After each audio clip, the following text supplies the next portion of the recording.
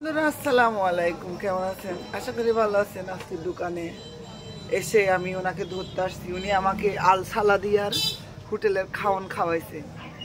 আল সালাদিয়া আমি মনে করছি আমাকে প্রায় সময় এখানে একটা হোটেল আছে আপনার এখানে সূর্য নামের এক আঙ্কেলের, ভালোই।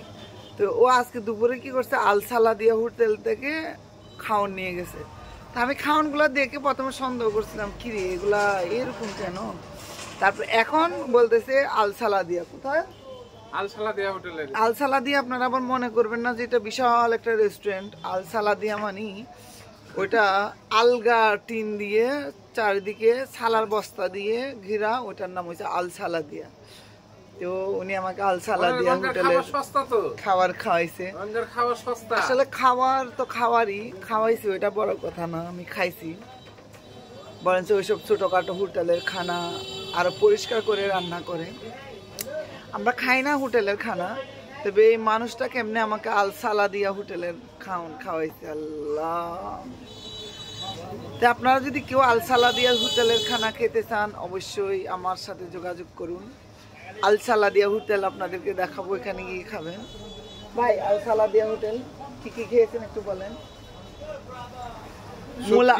মূলা ভাজি আর ডিম, আর হলো কি একটা লাল কেমন ধরনের সবজি টেবিলে নিয়ে রাখছে ডাইনিং এর উপর। পর আমি বলতেছি এখানে পাদের গন্ধ কেন, খুব পাদের একটা গন্ধ। আমি দুইবার আসছি, দুইবারই শুনলাম।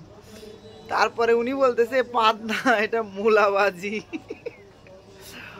আল্লাহ, মূলা ভাজি নিয়ে গেছে। তো খেতে ভালোই লাগছে, আমি কখনো খাই নাই, আজকে আল সালাদিয়া হোটেলের খানা খেয়েছি। আপনারা ট্রাই করবেন, ভালো লাগবে। আর আমাদের ব্লগগুলো আপনারা অবশ্যই লাইক শেয়ার করবেন, দেখবেন। আপনারা যদি না দেখেন তাহলে আমার ভিডিও করার আগ্রহ চলে যাবে।